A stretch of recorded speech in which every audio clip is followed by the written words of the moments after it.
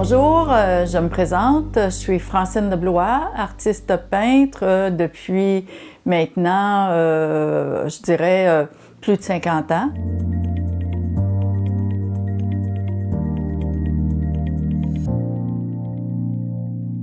Dès mon enfance, j'avais déjà un attrait très marqué pour l'art, les crayons à colorier, le dessin. Partout, je crayonnais tout le temps. J'avais toujours l'intérêt pour créer des dessins. En fait, c'était ça. Dès que j'ai commencé l'école, on va dire, mes souvenirs, moi, sont à peu près à 6 ans, là, tu sais, là. Quand on reçoit les Prismacolor, la boîte de Prismacolor, là, ça sentait bon, c'est des souvenirs tellement heureux. Ça à peu près 6 ans, 6-7 ans, là, à la rentrée scolaire. C'était une façon de toujours m'occuper, j'avais toujours quelque chose à faire. Tu sais, moi, je ne pouvais pas dire que je m'ennuie quand tu sais, j'étais la plus vieille, j'avais des sœurs plus jeunes que moi, mais quand même 3 ans plus jeunes, alors c'était comme... Mais pendant que ma mère s'occupait de la famille, moi, je disais « Ah, je vais m'occuper ». J'étais pas un gros souci pour mes parents, parce que je m'occupais bien avec cette façon de passer le temps. Mais par contre, mon père, c'était un homme qui était très manuel. Mes 2 parents étaient des personnes très manuelles. Ma mère faisait beaucoup de couture, elle créait ses propres patrons pour nous coudre des vêtements. Déjà, la création était là chez ma mère. Puis chez mon père, sa création, elle venait beaucoup de la fabrication des meubles. Il s'amusait beaucoup à faire des petits bancs, des tableaux, des chaises, des meubles pour la famille, pour les enfants. C'était pour le côté pratique, mais c'était un grand plaisir pour lui. Ça n'a jamais été une corvée. Il faisait ça par plaisir. Plus tard, faire de la peinture, c'est venu, mais je dirais à l'adolescence, j'ai commencé à penser à vouloir faire autre chose que juste du dessin puis crayonner. J'ai même manifesté le désir d'aller en architecture parce que mon père travaillait dans le milieu de la construction. Et puis souvent, je me vois qui faisait le plan de la maison qu'il était en train de construire.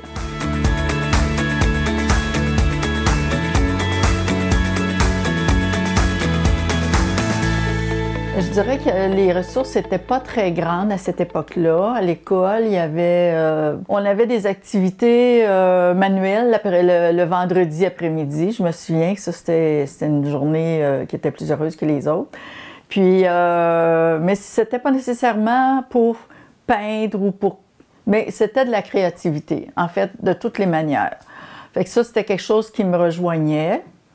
Déjà, je voyais que c'était un côté de moi qui, avec du recul, je vois que c'était déjà une grande place dans ma vie. Par contre, développer la peinture comme telle, ça a été au moment du choix de carrière où j'ai dit, j'aimerais ça faire mes cours, aller aux Beaux-Arts, parce que dans ce temps-là, on ne s'inscrivait pas à l'université, on s'inscrivait aux Beaux-Arts pour développer ce côté-là. Mes parents, comme tout bon parent, à cette époque-là, ont dit, tu serais peut-être mieux de choisir une autre carrière parce que c'est pas avec ça que tu vas gagner ta vie. C'était une déception, mais je peux dire que je me suis pliée à ce choix. Je me suis en allée dans le milieu hospitalier, j'ai fait mon cours d'infirmière. C'était pas mon choix, j'ai pas été entièrement heureuse dans ce domaine. Je l'ai fait. Mais j'ai pas passé ma vie là-dedans. C'est un peu plus tard que j'ai orienté, mais toujours dans ce milieu-là. Mais pour en revenir au début, la première paye que j'ai eue lorsque quand j'ai commencé à travailler là, à l'hôpital, plus tard, j'avais 21 ans. La première paye, ça a été de m'acheter des tubes, des pinceaux et de peindre.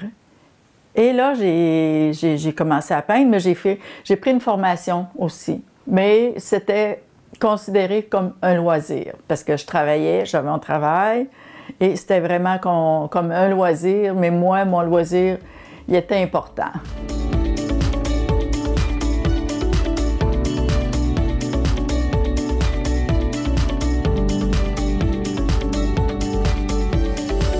De 20 à 30 ans, j'étais dans... Là, j'avais la possibilité de peindre beaucoup parce que je n'avais pas d'enfants. Bon. Mais quand j'ai déménagé, j'arrive dans une nouvelle ville. Là, j'ai pas... là, je suis à la recherche d'emploi. Je vais travailler dans le milieu hospitalier. C'est pas si évident de trouver quelque chose. Alors, je me dis, ben, pourquoi que je ne m'inscrirais pas à des cours d'art? Hein? Parce que là, je ne pouvais pas travailler. J'avais travaillé un peu, mais je n'avais pas de poste permanent à l'hôpital. Alors, la place est là. Tout est là pour que je prenne des cours en art visuel. Je me suis inscrite, ça c'était à Rimouski. Je me suis inscrite à l'université à l'UQAR, c'est l'Université du Québec à Rimouski. J'ai fait un certificat en art visuel sur 2-3 ans environ. J'avais voulu aller dans les arts à 18 ans, j'avais pas été capable. Alors à 32 ans, là je choisissais, bon, là je peux le faire, là c'est moi. Je décide d'aller dans le milieu des arts. J'ai quand même, j'ai adoré mon cours. Mais par contre, j'ai réalisé que c'était pas si simple de percer avec la peinture. Et à cette époque-là, mon médium, c'était la peinture à l'huile. Parce qu'on ne connaissait que la peinture à l'huile dans les années... Ça, c'est dans les années 80, mais moi, j'ai commencé à peindre en 70 environ, là. Et puis, c'était toujours de la peinture à l'huile que j'avais fait. C'était du figuratif. Je peux dire que les notions techniques apprises à l'université m'ont aidée, oui, mais c'était pas nécessairement un cours très technique que j'ai appris à l'université. Mais j'ai essayé ces techniques-là pour être capable de voir si j'étais capable de faire ça, oui. Mais par contre, quand j'ai pris les cours avec Tania à Saint-Hilaire, avec Tania Lebedeff, là, au début, oui, on fait de la technique, mais c'est tellement dans la liberté de la créativité. Je dirais que c'est la grande différence, c'est la liberté. On le fait... elle nous donne 3 couleurs, par exemple. Elle nous a donné des couleurs. Bon, tu travailles avec ces couleurs-là. On fait un sujet ou pas de sujet. Puis on y va dans la totale liberté. Ben moi, c'est ce qui m'a le plus passionné dans tout ça, d'avoir la liberté de créer. Puis... de ne pas se juger non plus. À l'université, on le fait pour des notes, on le fait pour réussir, on le fait pour l'approbation. Alors que les cours que j'ai pris avec Tania, je me suis sentie vraiment toujours écoutée, puis c'est là que tu vas aujourd'hui, c'est correct. Tu sais, il n'y a pas de jugement.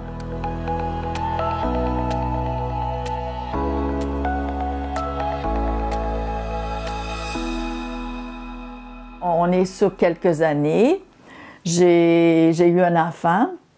Là, mes cours étaient terminés à l'université. Je travaillais moins parce que ma disponibilité n'était pas aussi grande. Alors, j'ai délaissé complètement le travail en milieu hospitalier. pour me consacrer à mon enfant d'abord. C'était ça. C'était pas pour l'art. J'avoue que ça aurait été une belle réponse à donner, mais en toute franchise, c'était pour m'occuper de mon enfant. Mais à travers ça, il me restait beaucoup de temps pour moi. Et puis le temps pour moi, c'était ça, justement, de peindre. Et puis, on est rendu peut-être après quelques années. Je suis redéménagée. Je suis partie de Rimouski pour déménager à Saint-Hyacinthe. On est rendu en 1989. Et puis, quand je suis arrivée à Saint-Hyacinthe, ici, là, c'est dans un milieu, parce que là-bas, je m'étais créé un milieu artistique. J'étais dans un regroupement d'artistes peintres. Et puis, quand je suis arrivée à Saint-Hyacinthe, je me suis trouvée un peu démunie. J'ai joint l'atelier libre de peinture. Ça fait déjà plus de 30 ans que je suis avec l'atelier. J'ai participé à des expositions annuellement avec eux. C'était toujours en moi. C'est la période où j'ai visité le plus d'expositions de ma vie parce que quand j'avais du temps, je disais « Ah, je vais aller voir une exposition. » Ça m'habite tout le temps, ça fait partie de moi.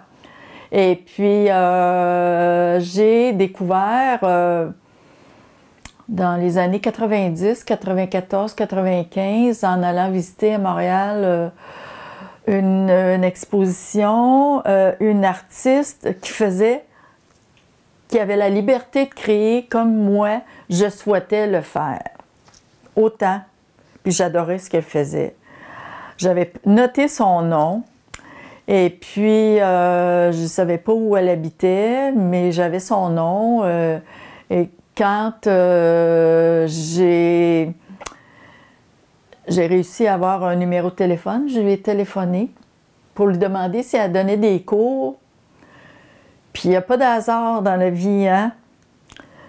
Elle demeurait à Saint-Hilaire, c'est Tania Lebedeff. Et puis, elle donnait des cours de peinture. Ça, c'était à la fin de l'été, c'était au mois d'août que je l'avais appelée. Elle me dit, il me reste une place pour donner les... J'ai un groupe qui est presque complet. Il me reste juste une place de libre. Ben, j'ai dit, c'est pour moi. Alors, j'ai pris des cours avec elle au moins pendant 5 ans, peut-être plus. Et là, je me suis complètement éclatée dans tout ce que je voulais faire parce que toutes les techniques que j'avais besoin de connaître, elle les possédait toutes. Alors, j'ai exploré de la gouache. J'étais déjà virée vers l'acrylique. Je faisais de l'acrylique.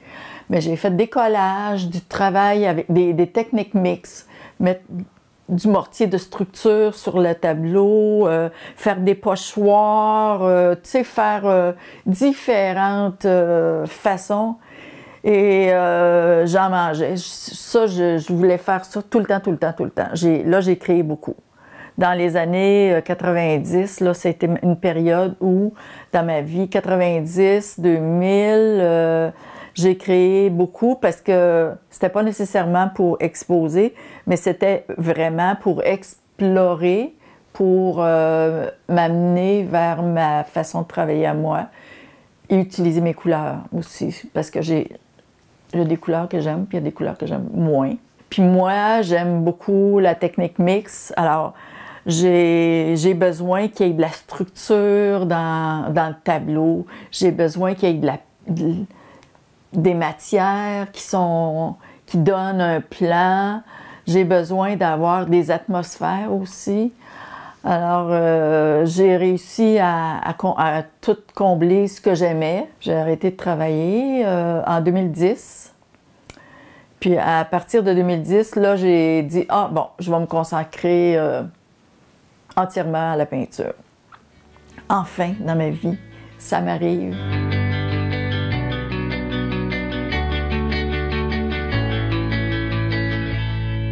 Pour faire sa place dans le milieu artistique, je dis qu'il faut, premièrement, il faut avoir des contacts, il faut avoir des gens, que ce soit dans un regroupement d'artistes peintres, il faut Il faut avoir de la persévérance, surtout, pas lâcher. C'est les contacts. Hein. Il y a une exposition qui se fait à tel endroit, une belle galerie. Ben, j'aimais bien participer à toutes ces expositions-là. J'en ai fait beaucoup et beaucoup. Ou encore, ce qu'il faut faire, c'est que je l'ai fait, ça. Je l'ai fait à Québec, je l'ai fait à Montréal, à quelques endroits. On loue un espace, galerie, avec des comparses, là. Et puis, après avoir payé tant par semaine, on expose là pour un mois. Mais ça, c'est très coûteux. C'est très, très, très coûteux. C'est pas assuré qu'il va y avoir des ventes non plus. Alors, je l'ai fait. J'ai tout essayé. J'ai fait ces expériences-là, mais j'ai vu que c'était pas nécessairement là où on va aller chercher des clients. On invite toujours notre réseau d'amis ou qui déborde aussi à ces vernissages. Lors des vernissages, ben on peut avoir des gens qui vont être intéressés, qui vont prendre des cartes. Ou en participant à des expositions collectives, comme je l'ai fait avec la Parse qui est à Saint-Basile. J'ai fait sur quelques années des expositions. Là, j'ai vendu, j'ai eu des contacts, des gens qui me disaient ben, j'avais acheté quelque chose puis j'aimerais ça en avoir un autre, ou c'est quelqu'un dans la famille qui... Bon, ça fait qu'il y avait comme un réseau qui s'est établi un peu avec ces moyens-là. Moi, personnellement, je suis pas une vendeuse, je suis pas quelqu'un qui... Moi, j'aime ça, produire. J'aime l'art, j'aime l'art pour produire. Puis, Just Too Bad, j'ai pas quelqu'un qui vient me dire, regarde ses tableaux, regarde son évolution, regarde ses techniques. J'ai pas ça. Alors, je fais de moins en moins, puis ça reste de plus en plus chez moi, ce que je fais. Mais ça n'empêche pas que je vais continuer à produire quand même. Je sais pas qu'est-ce qui... Avec tous ces tableaux, des fois, je dis... Je ne sais pas qu'est-ce qui va arriver avec ces tableaux-là, quand que je vais être partie, moi, un jour, parce que ça va arriver. Puis quand je pense à tout ça, mais c'est pas ça qui va m'empêcher de créer. Je sais juste pas comment ça se passera plus tard. Mais c'est...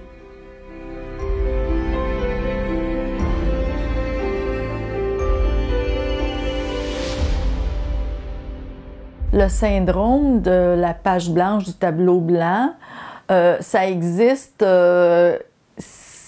dans mon cas, ça existe si je mets un trop grand espace entre mes créations. Par exemple, la pandémie. Là, il y a eu 2 ans où j'ai pas créé. Alors, oui, j'avais la crainte de revenir, de recommencer, puis j'avais la crainte de ne plus être capable. Mais j'ai juste à reculer de quelques années. Quand j'étais en création active, là, je faisais régulièrement, j'avais toujours 2-3 tableaux. Moi, je travaille beaucoup avec 2-3 tableaux à la fois. J'en mets un sur mon chevalet, je travaille dessus. Il y en a un autre qui n'est pas fini, là, puis il est en train de mûrir. Puis tout d'un coup, je le regarde, je dis « Ah ben oui, c'est ça qui me manquait. » Je le finis. Bon. L'autre, il n'est pas fini, il est là. Lui, il vient d'être fini. C'est comme une roue qui tourne. Fait que là, il n'y en a pas de tableau blanc pour moi quand je suis dans cette énergie de création qui dure. Là. Tu sais, c'est actif, ça bouge. Mais si je mets un 3-6 mois, là, c'est plus difficile. Ouais. Je ne sais pas s'il y a une recette magique, je ne l'ai pas trouvée. Mais moi, ma recette, là, c'est que ce que j'ai fait cette année, j'ai pris un tableau, j'ai dit « OK, fais quelque chose. » Pas beau, là. C'est pas faut que ce soit beau, il faut que ce soit fait. Là, j'ai fait ça, j'en ai fait un deuxième, puis le troisième, là, je commence à être plus satisfaite. Fait que c'est comme d'y revenir, là. Ça doit être comme le vélo, ça se perd pas, évidemment. Puis la passion est toujours là. C'est juste que le couvercle peut être mis dessus pour un bout, là, dépendamment des circonstances. Mais dans mon cas, c'était comme ça. Vraiment. Alors là, c'est reparti.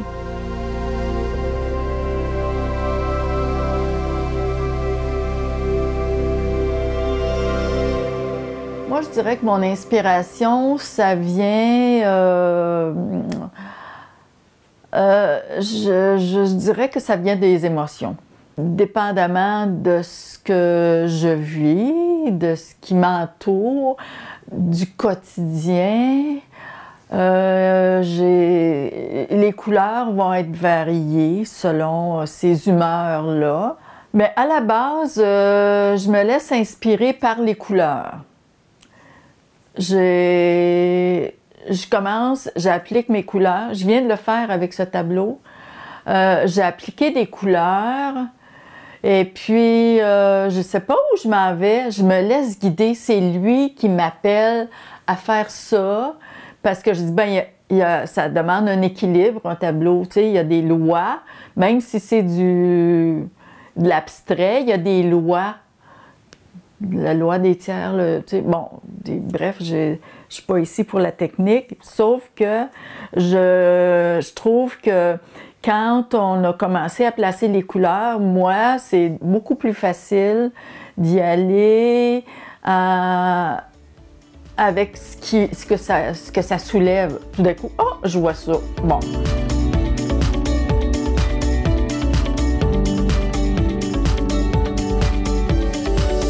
Je me souviens de la première exposition que j'ai faite. Ça, c'est dans le temps que je demeurais à Rimouski. Mais j'avais même pas d'attente de dire est-ce que je vais en vendre un ou plusieurs. Et je me souviens quand quelqu'un est arrivé, il avait fait le tour, il avait regardé les tableaux, puis ils sont venus me voir, puis on dit on achèterait ce tableau. Ah! Ça m'a fait ah! Ils veulent acheter mon tableau. Ah, moi, j'étais tellement... J'étais surprise, je me disais, ah, il s'intéresse à ce que je fais. C'était vraiment, c'était touchant, oui, c'était touchant. Mais en même temps, je disais, ouais, mais tu sais, c'est mon tableau, là. Tu sais, oui, mais ça, je me souviens de ce que ça m'avait fait vivre, là, me détacher de ce tableau-là que j'avais créé. C'est comme, ouais, je le laisse aller. Je peux pas toutes les garder pour moi. Il y en aurait beaucoup trop, là, heureusement, qu'il y en a qui sont partis. Mais cette première vente-là m'avait particulièrement...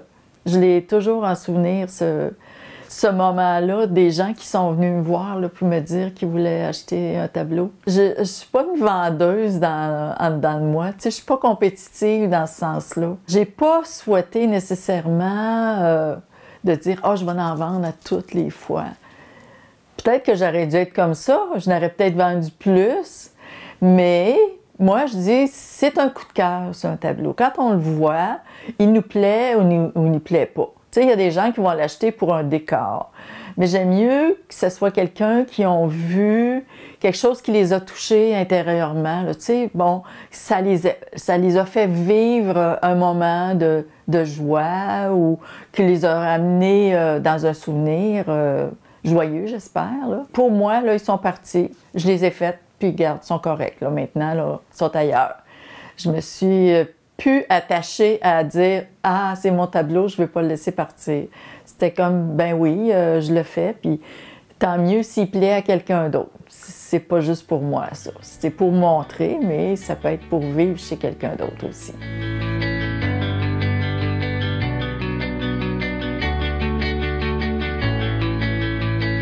Je remercie beaucoup Ombre et Lumière de m'avoir permis de mettre un peu de lumière sur mon ombre. Si vous souhaitez voir ce que je fais, j'ai toujours mon site web, francinedeblois.ca, que vous pouvez consulter, ou ma page Facebook. Ça me fera plaisir de vous montrer ce que j'ai à faire.